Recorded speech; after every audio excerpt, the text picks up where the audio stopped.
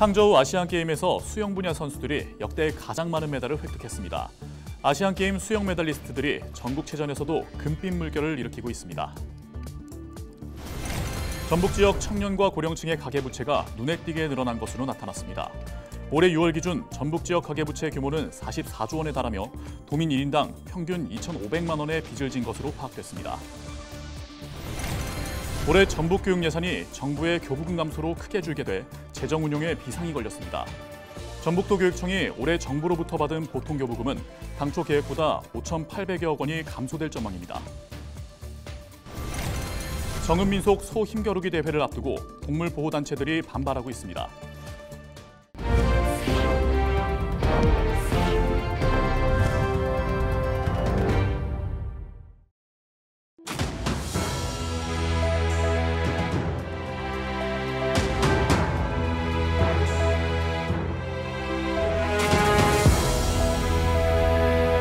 시청자 여러분 안녕하십니까? 헬로티비 전북 뉴스입니다. 항저우 아시안게임에서 수영 분야 선수들이 메달을 대거 따내며 기쁜 소식을 안겨줬는데요. 아시안게임 수영 메달리스트들이 전국체전에서도 역시나 금빛 물결을 일으켰습니다. 이나라 기자의 보도입니다. 1m 높이 다이빙 보드. 끝에 선 선수가 높게 뛰어오릅니다. 공중에서 몸을 원으로 말아 여러 번 회전한 선수는 아름답게 물속으로 들어갑니다. 지난 아시안게임 다이빙 종목 메달리스트인 김영남, 이재경, 우화람 선수들은 전국체전 스프링보드 1m에 출전해 기량을 뽐냈습니다. 멋진 경기에 관객들의 환호성도 이어졌습니다. 안정적인 경기를 펼친 김영남 선수는 426.15의 성적으로 금메달을 획득했습니다. 광주광역시 이재경 선수와 부산광역시 우화람 선수는 각각 은메달과 동메달을 차지했습니다. 입대를 앞둔 김영남 선수는 평소처럼 최선을 다했다며 제대 후에도 선수로 활동하고 싶다는 뜻을 내비쳤습니다. 올해는 좀 열심히 많이 준비했고 최선을 다하려고 더욱 이제 매진을 하다 보니까 메달을 땄는데 너무 좋고, 근데 이제 갔다 와서 이런 몸 상태가 어느 정도 유지가 된다고 하면은 다시 이제 올림픽이나 아시안 게임을 준비하는. 한국 수영 대표 선수이자 강원도청 소속인 김우민, 황선우 등 선수 5명은 식중독 증세에 시달렸음에도 전국체전에 출전하는 투혼을 발휘했습니다. 특히 아시안 게임에서 3관왕한 김우민 선수는 지난 14일 열린 남자 일반부 자유형 1500m에서 금메달을 따냈습니다. 좀 나고 몸살 기운도 많이 있어가지고 지금 경기 진행하는데 조금 힘들었는데 이것 또한 경험이라 생각하고 또 어떤 상황이 있을지 모르기 때문에 잘 이겨낸 것 같아서 지금 좋습니다. 황선우 선수 등 강원도청 소속 선수들은 다음 날 치러진 계영 800m에서도 금메달을 차지했습니다.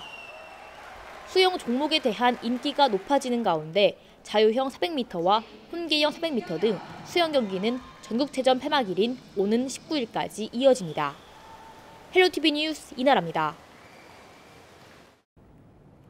영화 우리 생애 최고의 순간에서 많은 감동을 줬던 종목이 바로 핸드볼인데요. 이번 전국체전에서 여고부 선수들이 제2의 우승순을 꿈꾸며 최고의 기량을 펼치고 있다고 합니다. 자세한 내용 송효찬 기자가 취재했습니다. 전남 무안종합스포츠파크에서 펼쳐진 여고부 핸드볼 준중결승. 이날 경기는 인천 비즈니스고와 전북 정읍여고의 맞대결. 전반부터 팽팽한 접전이 오고 갑니다. 전반은 12대 11로 단 한 점 차. 후반 들어 인천의 공격이 거세집니다. 결국 인천은 5점 차까지 점수를 벌리면서 가장 먼저 준결승에 안착했습니다. 일단 이제 3학년이니까 책임감 가지고 애들 잘 이끌어가지고 좋은 성적 내는 게 제 목표입니다. 앞서 인천 비즈니스고는 지난 7월 열린 전국 종합 핸드볼 대회에서 우승을 차지했던 서울 휘경여고를 꺾고 기분 좋은 첫 승을 신고했습니다. 전북까지 누르면서 분위기를 탄 인천. 최종 목표는 우승입니다. 지금 고등부 있는 선수들이 좀 성장을 해서 조금만 더 이렇게 노력을 한다면, 좋은 선수를 육성하고 발굴한다면 다시 옛날의 그런 영광을 되찾으리라 생각을 하고요. 선수들은 전국체전 우승과 함께 전국 최강의 핸드볼팀으로 세계대회까지 노리겠다는 계획입니다. 제2의 우생순을 꿈꾸는 여고생들. 이들의 힘찬 발걸음에 응원을 보냅니다. 헬로티비 뉴스 송희창입니다.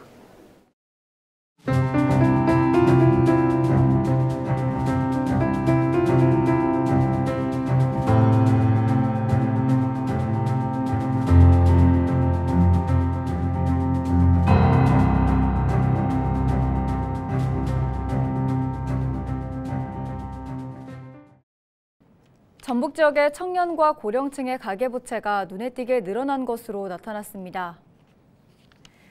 국회 기획재정위원회 소속 더불어민주당 양경숙 의원이 한국은행 전북본부에서 받은 자료에 따르면 올해 6월 기준 전북 지역 가계부채 규모는 44조 원에 달했습니다. 전북도민 1인당 평균 2,500만 원의 빚을 진 것으로 파악됐습니다. 코로나19 확산 이전인 2019년 말 42조 5천억 원과 비교하면 1조 5천억 원 늘었습니다.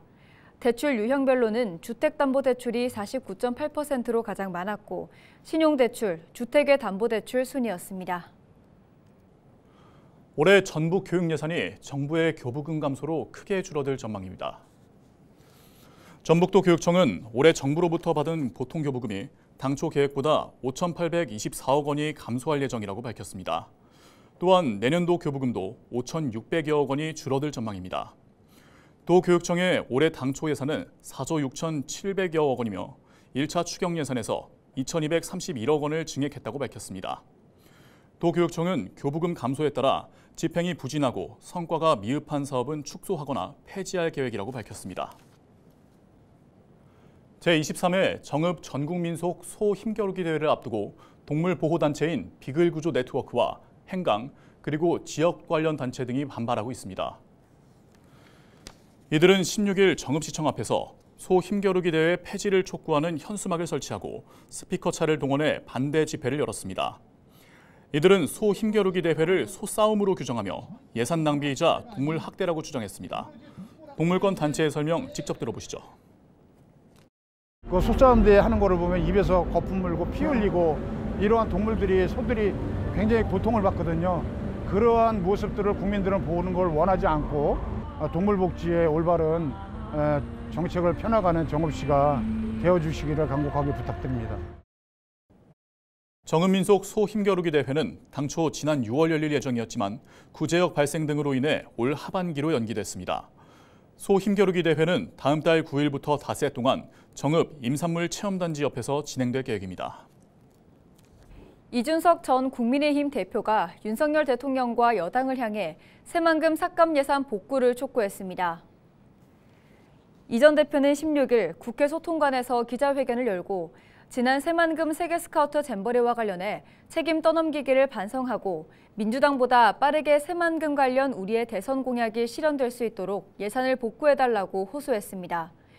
이 전 대표는 당시 80살 넘은 김종인 비상대책위원장이 무릎을 꿇으면서 시작한 전라도에 대한 진정성 있는 우리의 움직임, 또 우리 당 의원 전원의 5.18 기념식 참여라는 파격을 넘어선 행보에도 불구하고 왜 완전한 꽃을 피우지 못했는지 성찰하자며 이같이 말했습니다.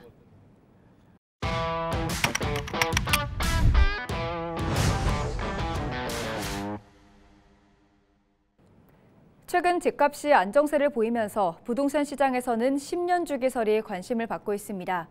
10년 주기설을 통해 앞으로의 집값이 언제쯤 상승하고 하락할지를 전망한다는 건데요. 10년 주기설은 무엇인지 살펴봤습니다. 김진재 기자의 보도입니다. 지금은 이제 10년 주기설보다는 5년 주기설이 더 정확하지 않나라고 말씀드립니다. 고속성장 시기에 파동 10년 주기설이 앞으로는 실질적으로 실현될 가능성이 없다라고 보시면 됩니다. 부동산 시장 속설 중 하나인 10년 주기설. 아파트 값이 약 10년을 주기로 하락과 상승을 반복한다는 이야기입니다. 부동산 학이 어떻게 보게 되면 경험 학문이거든요. 그런데 우리나라의 경기 변동이 70년대 후반, 그리고 이제 80년대 후반, 그다음에 이제 90년대 후반 이렇게 이제 상승을 하다 보니까 10년마다 이 주가가 상승하는 것처럼 이 땅값이나 집값이 상승한다는 현상들이 나타나기 때문에 과거 1997년 말 IMF 외환위기 이후 하락했던 집값은 이듬해부터 가파르게 상승하기 시작해 수년간 상승세를 이어갔습니다. 10년 뒤에 2008년 글로벌 금융위기를 만나 다시 하락한 집값은 점차 회복하기 시작해 지난 2014년 이후 본격 상승했습니다. 그리고 지난해 다시 하락장을 맞은 부동산 시장. 급격한 집값 상승 뒤에 수년간 침체가 이어졌던 과거의 패턴이 반복될지를 두고 의견이 갈리면서 10년 주기설에 대한 관심이 높아지고 있습니다. 하지만 전문가들은 최근 시장 상황을 고려했을 때 더 이상 10년 주기설이 통용되기는 어렵다는 시각입니다. 부동산이 하락과 상승 패턴을 반복하는 건 맞지만 실제 시장 상황은 해외 경제 상황과 부동산 정책, 금리 등 다양한 변수가 영향을 주기 때문입니다. 지금은 이제 10년 주기설보다는 5년 주기설이 더 정확하지 않나. 지금 같은 경우에는 어떤 주기에 맞췄다기보다는 어떤 정책이라든지 금리랑 그리고 세계 경제 상황에 의해서 부동산 시장의 등락이 굉장히 크고요. 요즘 같은 시대에는 특히나 가장 주목해서 보고 있는 것이 지금 금리입니다. 실제로 지난 2018년과 2019년 잠시 주춤했던 서울의 아파트 매매가는 이듬해부터 급상승했다가 2022년 하반기부터 하락했고 최근에는 다시 완만한 상승세를 그리고 있습니다. 과거 패턴과 달리 집값 상승과 하락이 짧은 주기로 반복되고 있는 겁니다. 집값이 점차 상승세로 돌아서고는 있지만 한때 0%대였던 한국은행 기준금리는 지난 2021년 11월부터 인상을 거듭해 올해 1월부터는 3.5%를 유지 중입니다. 기준금리가 높아지면서 주택담보대출 금리는 6에서 7%대까지 치솟았습니다. 고금리 등으로 인해 당장 급격한 집값 상승은 없을 거라는 전망이 우세한 가운데 전문가들은 10년 주기설과는 별개로 부동산 시장이 중장기적으로 완만한 상승 곡선을 그릴 것으로 전망했습니다. 금리 같은 경우에는 보통 이제 2, 3년 안에 안정되는 경우가 굉장히 많고 현재 같은 경우에도 이제 물가를 잡기 위해서 금리를 조정을 하고 있는 국면이 있기 때문에 2년 정도 이후에는 공급량도 부족하고 금리도 내려갔기 때문에 어떻게 보면 부동산이 다시 상승하고 가격이 회복될 가능성이 굉장히 높다라고 말씀드릴 수가 있겠습니다. 이 소득 수준이나 경제 가치가 높아지게 되면 집값도 상승하기 때문에 기본적으로 이 하락하거나 상승하는 파동은 있지만 이 장기적인 측면에서 살펴보게 되면 우상향 기조를 유지할 것으로 이렇게 보고 예전처럼 급격한 우상향의 어떤 기울기보다는 완만한 상승 곡선을 그리지 않을까 이렇게. 부동산 10년 주기설. 상승과 하락은 여전히 반복되지만 그 주기는 더 짧아질 것으로 보입니다.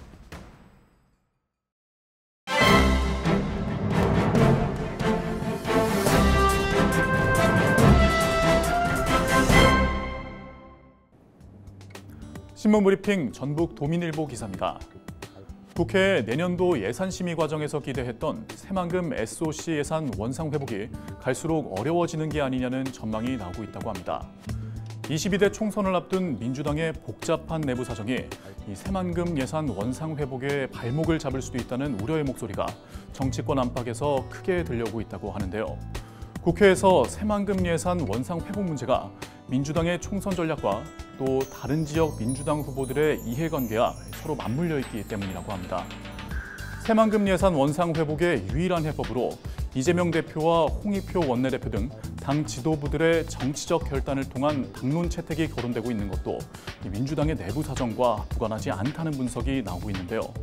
새만금 문제를 국정조사 대상에 포함한 민주당 입장에서 새만금 예산 원상 회복을 위한 당론의 채택은 언행일치의 시험대가 될 수도 있다고 신문은 전했습니다. 지금까지 신문브리핑이었습니다.